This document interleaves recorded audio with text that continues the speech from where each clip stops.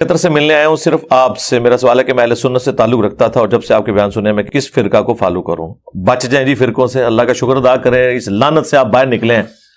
مطلب آپ مجھ سے یہ کہہ رہے ہیں کہ میں ایک فرقے سے نکلوں تو اب میں اور کس گندے تالاب میں چھلانگ ماروں؟ تو یہ تو کام کرنے کی ضرورت ہی نہیں ہے. یہ کون سی دین کی خدمت ہے فرقوں کے اندر گھس جانا؟ قرآن تو پورا اس کے خلاف ہے. وَاعْتَصِمُوا بِحَبْلِ اللَّهِ جَمِيعًا وَلَا تَفَرَّقُوا. تم سب کے سب مل کر اللہ کی رسی کو مضبوطی سے تھام لو اور فرقوں میں مت بٹو. اس آیت کے اوپر کسی نے عمل نہیں کرنا، صرف انجینئر صاحب نے عمل کرنا ہے. اور اللہ کی رسی صحیح مسلم میں نبی علیہ السلام نے بیان فرما دیا کہ وہ قرآن ہے. ہر کوئی اللہ کی رسی ڈیفرنٹ بیان کرتا ہے. ہمارے بریلوی بھائی کہتے ہیں وہ دیکھا جی رسی ہوتی ہے نا جی، رسی کے اندر چھوٹے چھوٹے ریشے ہوتے ہیں، پھر مل کے ایک رسی بنتی ہے. وہ ایک رسی جو ہے وہ بابوں کی محبت کی ہے، ایک رسی جو ہے وہ نبی کی محبت کی ہے، ایک اللہ کی محبت کی. حالانکہ اللہ نبی سے کوئی کسی کا لینا دینا نہیں ہے، بابے ہی ہوتے ہیں سب کچھ ان کے. تو اللہ کے بندو، مطلب یہ بتایا جا رہا تھا کہ اس میں سے ریشے نکال لیں، ریشے ہی تو نکال دیے تم نے. وہ رسی ایک ہے، وہ اللہ کی کتاب ہے. وہ صحیح مسلم میں جو غدیر خم کی حدیث ہے قرآن اور اہل بیت، اس میں نبی علیہ السلام نے فرمایا قرآن اللہ کی کتاب ہے، یہ اللہ کی رسی ہے، جو اسے پکڑے گا ہدایت پر ہوگا، جو چھوڑ دے گا وہ گمراہ ہو جائے گا. تم اللہ کی کتاب کو پکڑو، اپنا تعلق اس کے ساتھ مضبوط کرو. اللہ کی کتاب اللہ کی رسی ہے. یہ اوپر سے 4 احادیث ہیں صحیح مسلم میں. اور دوسری بھاری چیز میرے اہل البیت ہیں. میں اپنے اہل البیت کے معاملے میں تمہیں اللہ کا خوف دلاتا ہوں. 3 دفعہ نبی علیہ السلام نے فرمایا، لیکن امت بالکل الٹ چلی، نہ قرآن کو پکڑا نہ اہل بیت کو زندہ چھوڑا. بالکل الٹ چلی امت. تو قرآن اللہ کی رسی نبی علیہ السلام نے خود بیان فرما دیا. اور دیکھیں رسول اللہ کو سینٹرڈ کر کے اللہ تعالیٰ نے قرآن میں سورۃ الانعام کے اندر کیا ارشاد فرمایا؟ ان الذین فرقوا دینہم وکانوا شیعا. بے شک جنہوں نے اپنے دین میں فرقے بنا لیے اور اپنے آپ کو گروہوں میں بانٹ لیا. لست منہم فی شیء. اے نبی آپ کے ساتھ ان کا کوئی تعلق نہیں ہے. بے شک وہ کہتے رہے کہ غلامی رسول میں موت بھی قبول ہے، لبیک یا رسول اللہ کہتے رہے، ٹھیک ہے جی، نعرہ تکبیر لگاتے رہے، جو مرضی، آپ کے ساتھ ان کا کوئی تعلق نہیں. جنہوں نے گروہوں میں بانٹ لیا اپنے آپ کو اور فرقہ واریت پھیلائی، انما امرهم الی اللہ ثم ینبئہم بما کانوا یفعلون. ان کا معاملہ اللہ کے سپرد ہے، پھر اللہ انہیں بتا دے گا جو دنیا میں انہوں نے کرتوت کیے تھے. اب یہ آیت اسپیسیفکلی یہود و نصارہ کے بارے میں نازل ہوئی کہ انہوں نے دین میں فرقے بنائے ہیں. اے نبی آپ کا ان سے کوئی تعلق نہیں ہے. یار ایک بار کی پارٹی فرقے بنائے اور سیدنا ابراہیم خلیل اللہ کے دین کو چھوڑ دے، اگرچہ اپنے آپ کو ابراہیمی کہتی ہو، کرسچن بھی کہتے ہیں ہم ابراہیمی ہیں، نصارہ بھی کہتے ہیں ابراہیمی ہیں، اس کے باوجود رسول اللہ کو کہا جا رہا ہے صلی اللہ علیہ وسلم آپ کا ان سے کوئی تعلق نہیں ہے. اور اگر نبی کے اپنے ماننے والے یہ کام کریں تو انہیں تو پڑیں گے لتر. اور دوسروں کی غلطی نہیں برداشت کی جا رہی، اپنوں کو چھوڑتا ہے کوئی؟ کس لیول پہ اتر کے؟ مَا كَانَ إِبْرَاهِيمُ يَهُودِيًّا وَلَا نَصْرَانِيًّا وَلَكِنْ كَانَ حَنِيفًا مُسْلِمًا وَمَا كَانَ مِنَ الْمُشْرِكِينَ. اوے ابراہیم نہ تو یہودی تھے نہ نصرانی تھے، وہ تو سب سے ٹوٹ کر ایک اللہ کے ہو گئے تھے اور وہ مشرک نہیں تھے. یعنی وہ یہود و نصارہ دونوں کلیم کرتے تھے کہ ہم ابراہیمی ہیں. اللہ نے کیا فرمایا؟ نہ. ہاں یہ نہ بڑی امپورٹنٹ ہے، نہ سے سٹارٹ ہوا ہے. مَا كَانَ إِبْرَاهِيمُ يَهُودِيًّا وَلَا نَصْرَانِيًّا. نہیں تھے ابراہیم علیہ السلام نہ یہودی تھے نہ نصرانی تھے. وَلَكِن، یہ اردو میں بھی آتا ہے لیکن، وَلَكِن كَانَ حَنِيفًا مُسْلِمًا وَمَا كَانَ مِنَ الْمُشْرِكِينَ. حنیفہ تھے، سب سے ٹوٹ کر ایک اللہ کے ہو جانے والے، اور مسلم تھے، سنی شیعہ نہیں تھے. ہاں، اور ایک اللہ کے ماننے والے تھے، مشرک نہیں تھے. آج بھی ابراہیمی وہ ہوگا جو ابراہیم علیہ السلام کے طریقے پہ ہوگا، سب سے ٹوٹ کر ایک اللہ کا ہو جانے والا، تابع فرمان. اور پھر اللہ تعالیٰ حضرت ابراہیم کو کتنا آن کرتے ہیں قرآن میں. ملت ابیکم ابراہیم هو سماکم المسلمین من قبل وفی ھذا پیروی کرو ابراہیم کی ملت کی جس نے تمہارا نام مسلم رکھ دیا تھا من قبل، اس قرآن کے نزول سے پہلے، وفی ھذا، اور اس کتاب میں ہم نے بھی تمہارا نام مسلم رکھ دیا۔ اب اس سے زیادہ آپ کو کیسے سمجھایا جائے؟ باقی جتنی جگہ آتی ہیں نا وہاں پہ یہ فرقہ باز جو ہے نا مسلم کا جو ترجمہ ہے نا وہ اس اعتبار سے کرتے ہیں کہ وہ اس کی تفصیلات میں پڑ جاتے ہیں۔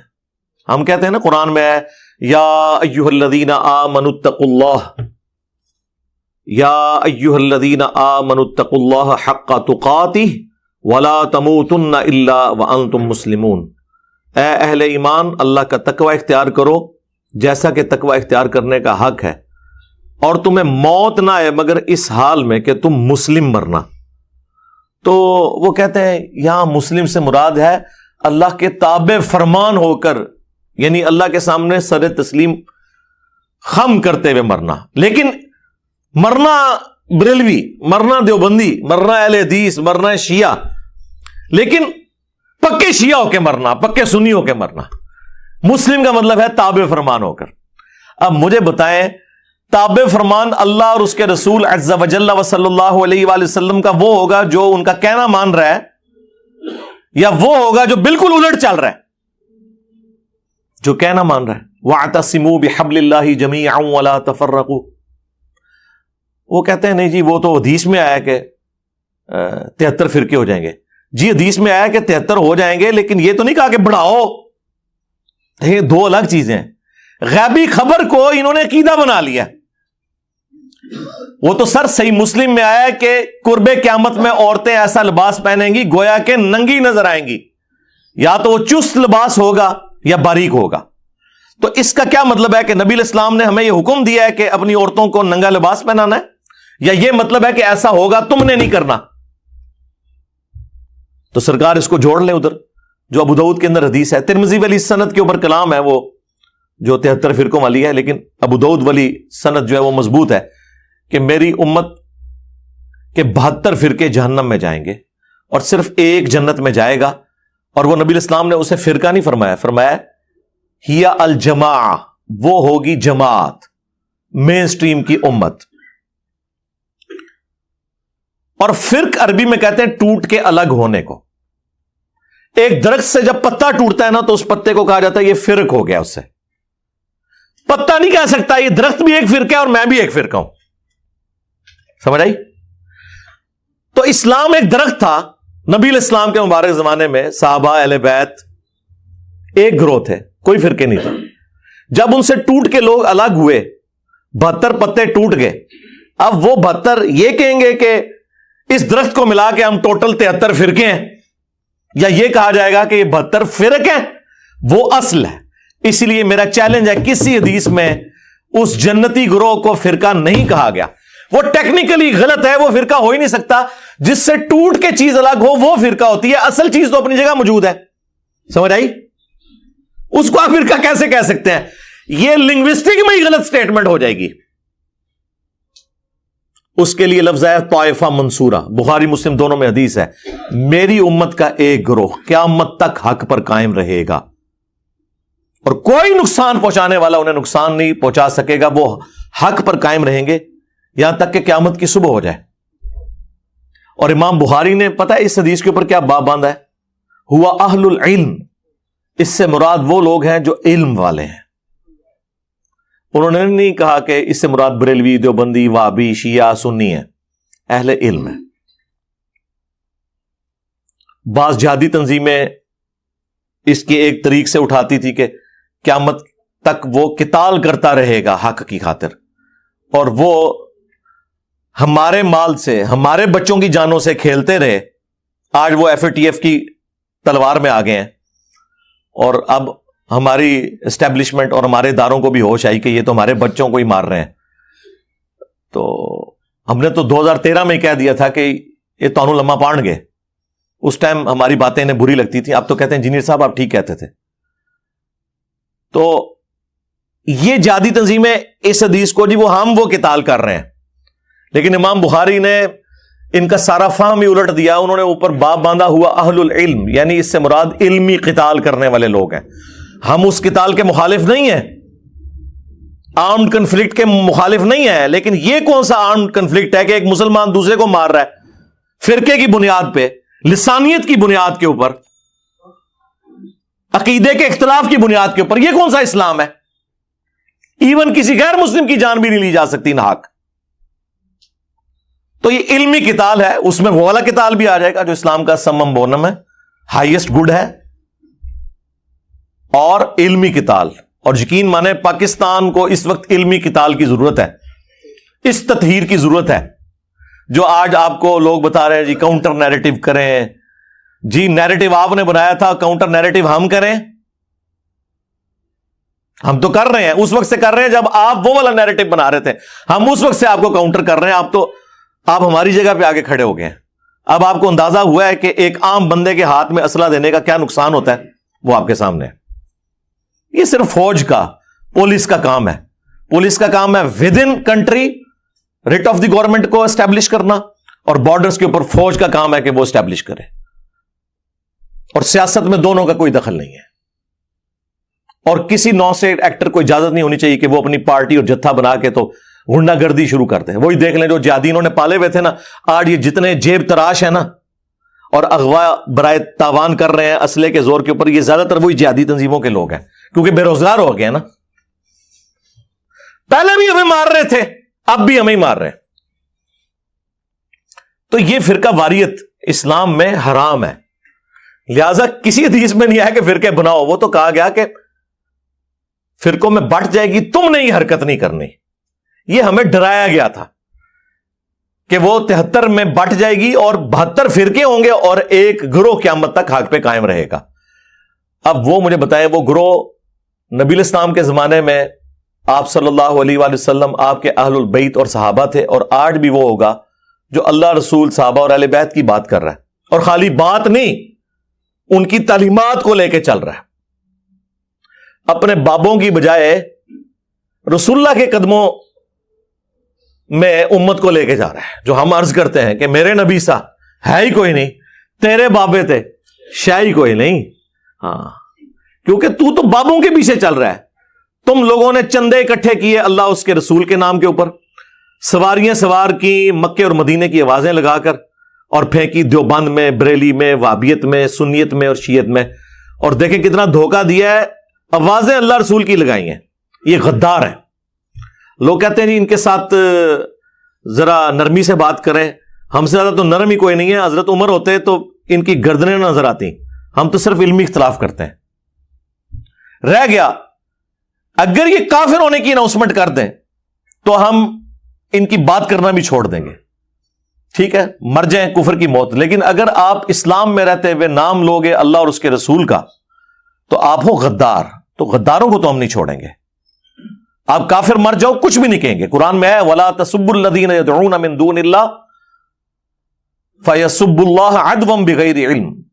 لوگوں کے جھوٹے خداؤں کو گالی مت دو، ورنہ وہ تمہارے سچے خدا کو گالی دیں گے بغیر علم کے.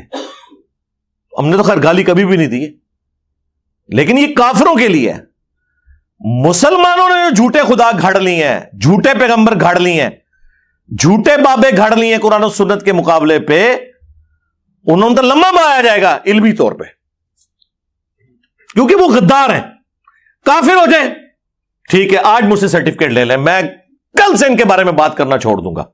لیکن اگر آپ اسلام کا نام لیں گے اور اسلام کے نام سے دھوکہ دیں گے اس امت کو، تو سرکار غدار کی سزا تو دنیا کے ہر قانون کے اندر یہی ہوتی ہے کہ انہیں ایکسپیل کیا جاتا ہے وہاں سے. ہم چونکہ اس طرح کے معاملات میں نہیں اترتے، ہم تو صرف علمی اختلاف کرتے ہیں. تو یہ فرقہ واریت ان لوگوں نے پھیلائی ہوئی ہے. نبی علیہ السلام کے بارے میں ایک زبردست حدیث مسند احمد کے اندر موجود ہے، اور وہ حدیث مشکات المصابیح کے اندر بھی موجود ہے. مختلف کتابوں میں ہے، لیکن جو صحیح سند ہے وہ مسند احمد کی ہے، مشکات کے اندر بھی موجود ہے. بڑی زبردست حدیث ہے یہ. نبی علیہ السلام نے زمین کے اوپر ایک سیدھی لکیر کھینچی اور اس کی دائیں بائیں ٹیڑھی لکیریں کھینچی، اور پھر نبی الاسلام نے اپنی مبارک انگلی اس سیدھی لائن کے اوپر رکھی اور سورۃ الانعام کی آیت تلاوت کی، وَأَنَّ هَذَا صِرَاطِي مُسْتَقِيمًا، یہ ہے میرا سیدھا راستہ، فَاتَّبِعُوهُ، اسی کی پیروی کرو، وَلَا تَتَّبِعُوا السُّبُلَ، اور ارد گرد کے جو راستے ہیں ان کی پیروی مت کرو، وہ تمہیں اللہ کے راستے سے بہکا دیں گے۔ یہی وہ چیز ہے جس کی اللہ تعالیٰ تمہیں وصیت کرتا ہے تاکہ تم ڈر جاؤ۔ یہ نبی الاسلام نے تلاوت کی، اور پھر نبی الاسلام نے ساتھ فرمایا کہ یہ سیدھا راستہ میرا راستہ ہے، یعنی نبی الاسلام کا راستہ، اور یہ ارد گرد جو ٹیڑھے راستے ہیں نا، یہ شیطان کے راستے ہیں۔ اور نبی الاسلام فرمایا ہر راستے کے اوپر ایک شیطان بیٹھا ہوا ہے جو تمہیں اپنی طرف بلا رہا ہے، یعنی یہ جو کہہ رہے ہیں ساڈے فرقے چ آ جاؤ، جنتی فرقہ ساڈا ہے، جہاں تھوڑے بارے اللہ نبی صاحب 10 گئے بے فکر رہو۔ نبی الاسلام فرمایا ادھر ادھر نہیں جانا، میرے راستے پہ جانا ہے۔ تو اس میں صراط الذین انعمت علیہم کے نام کے اوپر جو یہ دھوکہ دیتے تھے امت کو، وہ بھی کلیئر ہو گیا۔ نبی الاسلام نے فرمایا یہ تو ہم سورہ فاتحہ شروع کرتے ہیں نا، ایاک نعبد و ایاک نستعین، عبادت بھی اللہ کی، مدد بھی اللہ سے مانگنی ہے، یعنی کہ دعا بھی اللہ سے کرنی ہے، ظاہری مدد تو آپ مانگ سکتے ہیں، تو قرآن میں حکم ہے وَتَعَاوَنُوا عَلَى الْبِرِّ وَالتَّقْوَى وَلَا تَعَاوَنُوا عَلَى الْإِثْمِ وَالْعُدْوَانِ، نیکی پرہیزگاری میں ایک دوسرے کی مدد کرو، برائی میں الگ رہو۔ ظاہر دنیا کو اللہ نے اسباب کے ساتھ جوڑا ہے، پیاس بجھانے کا ذریعہ پانی کو بنایا ہے، کھانے کو ہماری بھوک مٹانے کا ذریعہ، لیکن ایک ہے دعا کرنا، وہ اللہ کے ساتھ خاص ہے۔ تو یہ کہتے ہیں جی آگے چلیں، جی آگے ہم چلتے ہیں، تو یہ آگے چلتے ہیں تو ڈائریکٹ ہی آگے چلے جاتے ہیں، بیچ میں پھر چھلانگ مار دیتے ہیں، کہتے ہیں جی صراط الذین انعمت علیہم۔ اس سے پہلے بھی ایک آیت تھی اہدنا الصراط المستقیم، کاش یہ آپ نے مانگی ہوتی تو آپ کو صراط مستقیم مل جاتا۔ آگے چلے جاتے ہیں، ہم کہتے ہیں جی آگے چلنے سے پہلے ذرا پیچھے دیکھ لیں آپ نے کیا پڑھا ہوا ہے۔ وہ کہتے ہیں نہیں صراط الذین انعمت علیہم، آیت یہ پڑھتے ہیں کہ راستہ ان لوگوں کا جن پر تیرا انعام ہوا، اور نام لیتے ہیں انڈیا پاکستان کے ان بابوں کے جو قرآن کے نازل ہونے کے 500 سال بعد 600 سال بعد آئے۔ یار ان کے تو باپ دادا کیا پردادے لکڑ دادے پیدا بھی نہیں ہوئے تھے، قرآن نازل ہوا تھا، تو یہ بیچ میں کہاں سے آ گئے؟ قرآن تو صراط الذین انعمت علیہم انہی کو جانتا ہے نا کہ جنہیں قرآن کہہ رہا ہے من النبیین والصدیقین والشہداء والصالحین، سورۃ النساء کے اندر۔ اور ڈیفینیٹلی کون؟ انبیاء اکرام، صحابہ اکرام اور اہل بیت۔ بعد میں تو ہر فرقے کا اپنا باب ہے۔ بریلویوں کے جو صراط الذین انعمت علیہم ہیں وہ دیوبندیوں کے نزدیک مشرک ہیں، اور دیوبندیوں کے جو صراط الذین انعمت علیہم ہیں وہ بریلویوں کے نزدیک گستاخ رسول ہیں۔ سام وہ بڑے بڑے صراط الذین انعمت علیہم، اور ہمارے صراط الذین انعمت علیہم وہ ہیں جنہیں سارے مانتے ہیں، یعنی نبی الاسلام، اہل بیت اور صحابہ اکرام علیہم رضوان و علیہم السلام اجمعین۔ ٹھیک ہے، تو پیچھے آپ پڑھ کے دیکھیں اہدنا الصراط المستقیم، اے اللہ ہمیں چلا سیدھے راستے پر، راستوں پر نہیں۔ ہاں کہتے ہیں جی سارے ہی حق پہ ہیں، چاروں فقہ حق کے اوپر ہیں، اور مسلح خانہ کعبے میں 4 ڈالے رکھے انہوں نے 1517 سے لے کے 1917 تک، 400 سال تک خانہ کعبے میں 4 امام تھے، حنفی شافعی مالکی حنبلی، سارے الگ الگ نماز پڑھتے تھے اور کہتے تھے چاروں امام حق پہ ہیں، تو نماز تو کٹھی پڑھو، چلو ایک حنفی پڑھا لے دوسرا شافعی پڑھا لے، نہیں، امام اپنے اپنے، مسلح اپنے اپنے، اور چاروں حق پہ ہیں۔ کیوں دھوکھا دے رہے ہو؟ کہاڑیاں بند کرو۔ گورا اسی لیے تو آپ کا مذاق اڑاتا ہے، یہ تو سعودی حکومت نے آ کے اٹھائے ہیں یہ مسلح، اس پہ میری تفصیلی ویڈیو ریکارڈ ہے۔ 400 سال تک انہوں نے کعبے کو بھی فرقوں میں ڈیوائیڈ کیا ہوا تھا، تو کہاں سے سارے حق پہ ہیں؟ بلکہ سنن ابن ماجہ میں ایک روایت جو ہے نا، یہی والی حدیث، اس میں تو نبی الاسلام نے 2 لکیریں دائیں کھینچی اور 2 لکیریں بائیں کھینچی، اور آپ فرمایا یہ چاروں شیطان کے راستے ہیں۔ ہائے ہائے ہائے، ایک کہتے چاروں حق پہ ہیں، حضور نے کہا چاروں شیطانی راستے ہیں اور بیچ میں میرے والا راستہ ہے۔ منو تو لگ رہا ہے تو ہم ہی کہہ کے گئے ہیں، اور اس میں اماموں کا قصور نہیں ہے، ذہن میں رکھیے گا۔ آج ہم کرسچینٹی کو جب کنڈیم کرتے ہیں نا، ہمیں وسوسہ بھی نہیں آتا کہ نعوذ باللہ ہم عیسیٰ ابن مریم کی توہین کر رہے ہیں۔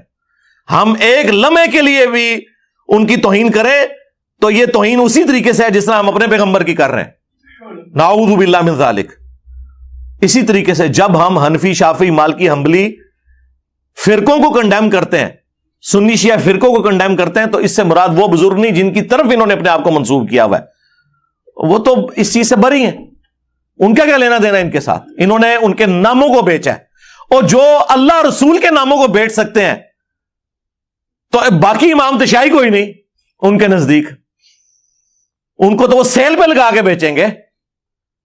جنہوں نے اللہ رسول کے نام بیچ کے کھائے ہیں ان کے لیے امام حنیفہ، امام شافعی، امام مالک، امام احمد حنبل رحمہم اللہ اجمعین ورضی اللہ عنہم اجمعین وعلیہم السلام اجمعین کے ناموں کو بیچنا کوئی مسئلہ ہے ان کے لیے؟ ان کے ساتھ کیا کچھ انہوں نے منسوب کیا ہوا ہے؟ تو نبی علیہ السلام فرمایا یہ میرا راستہ ہے، جو درمیان والا راستہ ہے، یہ ارد گرد شیطان کے راستے ہیں اور شیطان اپنی طرف بلا رہا ہے۔ تو اہدنا الصراط المستقیم کی تشریح میں نے مسند احمد اور مشکات سے بیان کر دی کہ نبی علیہ السلام نے کہا وہ میرا راستہ ہے۔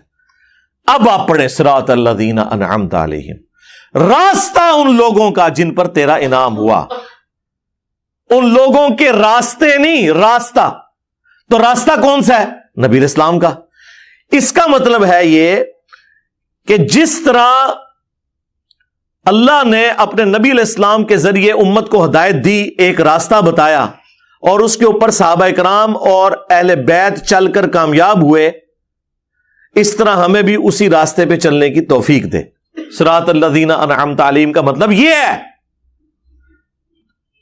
ورنہ تو ہوتا کہ بزرگوں کے راستوں پہ چلنے کی توفیق دے، نہیں، بزرگوں کا راستہ۔ کون سے بزرگوں کا راستہ؟ جو اپنے نبی کے وفادار تھے، غداروں کا نہیں کہ چندے کھاتے رہے اللہ اور اس کے رسول کے نام کے اوپر، ان کا نہیں۔ تو نبی کا راستہ تو سرکار وہی بتا رہا ہے آپ کو جو دلیری سے یہ کلمہ حق بلند کر رہا ہے کہ میرے نبی سا ہے ہی کوئی نہیں، تیرے بابے تے شاہ ہی کوئی نہیں۔ یعنی اس سے مراد ہے رسول اللہ کے مقابلے پہ، ہمارے مقابلے پہ نہیں۔ آپ کو کہتے نہیں ہے جی وہ جی کوئی بڑے سے بڑا بزرگ بھی ہو، ایک صحابی کے گھوڑے کے قدموں کی خاک جو اس کے نتنوں میں بیٹھتی ہے اس کے برابر نہیں ہے۔ خود تو اپنے بزرگوں کو اس طرح ذلیل کرتے ہو، اس کے مقابلے پہ بابے تشائی نہیں، یہ تو بہت چھوٹا جملہ ہے۔ آئے ہو نا داڑھ تھلے، کہنا تو چاہیے کہ تہاڈے بابے جڑے نا گھوڑیاں دی خاک دے برابر بھی نہیں، خود تو یہ بتا رہے ہوتے ہیں۔ وہ کہتے ہیں نہیں، وہ ہم کہہ رہے ہوتے ہیں صحابہ کے مقابلے پہ۔ تو سرکار ہم بھی آپ کے بابوں کو رسول اللہ کے مقابلے پہ کہہ رہے ہیں، اپنے مقابلے پہ تو کہہ ہی نہیں رہے۔ ویسے تو اپنے مقابلے میں بھی کہے تو کوئی اتنی غلط بات نہ ہو جو کچھ ہو چکا ہے بابوں کے ساتھ۔ صدیوں میں آپ لوگوں نے جو عزتیں ویل کی تھی، 14 سال مٹی پلیت ہو گئی ہے، جو جھوٹ کی عمارتیں آپ نے کھڑی کی ہوئی تھی۔ تو الحمدللہ فرقہ واریت کے خلاف آواز یہاں سے بلند ہو رہی ہے، اور اسلام میں فرقوں کی کوئی اجازت نہیں ہے، لہٰذا ہمیں یہ اس طرح کی پرچیاں نہ لکھ کے بھیجا کریں کہ جی ہمیں فرقہ بتائیں کون سا ہے۔ آپ یہ دعا کیا کریں کہ ہمیں اللہ اور اس کے محبوب صلی اللہ علیہ وآلہ وسلم کی تعلیمات کے مطابق اے اللہ زندہ رکھنا، اسی پہ موت دینا۔ آمین۔ صلو علی محمد وآل محمد، اللہم صلی علی محمد وعلی آل محمد واصحاب محمد وازواج محمد اجمعین الی یوم الدین، آمین۔